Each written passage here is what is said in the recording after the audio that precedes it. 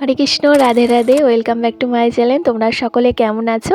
আশা করি ভালোই আছো, আর আমিও ভীষণ ভালো আছি। আর আজকে সকাল 10টা, তো এই টাইম থেকে তোমাদেরকে সঙ্গে নিয়ে ব্লগটি স্টার্ট করছি। আই হোপ যে ব্লগটি তোমাদের ভালো লাগবে।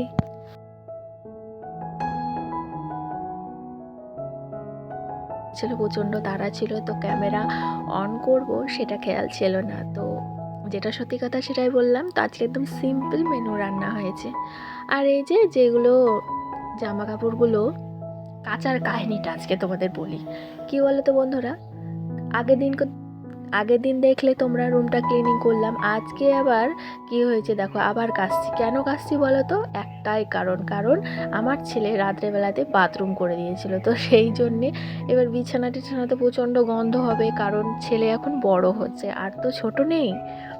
তো তাই আর কি এখন আমাকে পুনরায় সব কিছু পরিষ্কার করতে হলো। তাই আর কি ভাবলাম যে রুমটাও একটু ক্লিনিং করে নিই, জাস্ট নোংরা তো নেই, যদি ধুলো পড়ে থাকে তো করছি যখন সব কিছু নামিয়ে, তো ভালো করে একটু ক্লিনিংটা করে নিই। অ্যাকচুয়ালি চাদর পাতা থাকে তখন খাটটা মোছা আর চাদর তোলার পর খাটটা ক্লিন করার মধ্যে অনেক পার্থক্য। তো আমার তো আজকে ভীষণ ভালো লাগছিল, আর রুমটা ক্লিনিং করতে পেরে আর কষ্টও হচ্ছিল।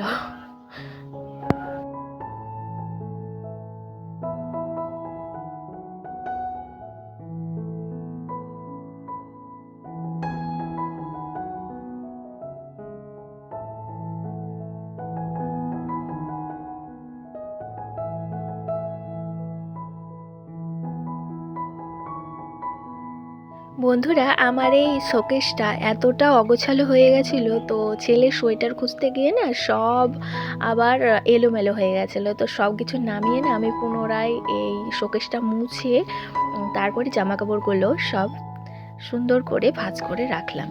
তো তোমাদের কেমন লাগছে আমার কাজকর্মগুলো অবশ্যই জানাতে কিন্তু হলো না। আমার তো তোমাদের সঙ্গে আমার কাজকর্মগুলো শেয়ার করে দুর্দান্ত লাগছে। আর আজকে না ভিডিও করছি না, করব না, এরকম একটি মানে শরীরে ল্যাদ খাচ্ছিল, তো সেই ল্যাদটাকে দূরে রেখে বলতে পারো ভিডিওটা স্টার্ট করা। আর আজকে কিছু এই রুম ক্লিনিংয়ের ভিডিও করেছি, আর নেক্সট তোমরা দেখতে পাবে পুরো ব্লগটি। দুর্দান্ত ব্লগ কিন্তু। কি বলো তো, বিয়ে বাড়ি যাচ্ছিলাম, তাই একটু রেডি হতে পেরে ভালো লাগছিল। তো দূরে যেহেতু যাব, তো সেই জন্যে আর আমি না শাড়িটা পরে নিই, মানে শাড়ি পরতেও সময় লাগতো, আর আগে বেরোতে হবে দূরের রাস্তা যেহেতু। তো আমাকে কেমন লাগছে অবশ্যই কিন্তু কমেন্টে জানিও। আর এই যে এখন বিয়েবাড়ি চলে এসেছি, আর বিয়েবাড়ির ডেকোরেশনটা দারুণ ছিল, মেনুগুলোও অনেক কিছু ছিল, মানে ফাস্টফুড ছিল অনেক ধরনের, পকোড়া ছিল, তারপরে ফুচকা ছিল, তারপরে আর বাকিটা তো তোমরা দেখতেই পাচ্ছ, তাই না? আর এই মেনু কার্ডটা দেখো, মানে মেনু কার্ডটা চিরুনি দিয়েছে মাথা আঁচড়ানোর জন্য আর কি। আর তারপরে যে মেনুগুলো তোমরা দেখতেই পাচ্ছ, আর মেনু কার্ড তো তোমাদের দেখিয়ে দিলাম চিরুনিতে। তবুও একবার বলে দিচ্ছি, ফিশ ফ্রাই ছিল, স্যালাড ছিল, মাটন ছিল, চিকেন ছিল, মাছ ছিল, মানে বলতে পারো টোটালি সবজি আউট।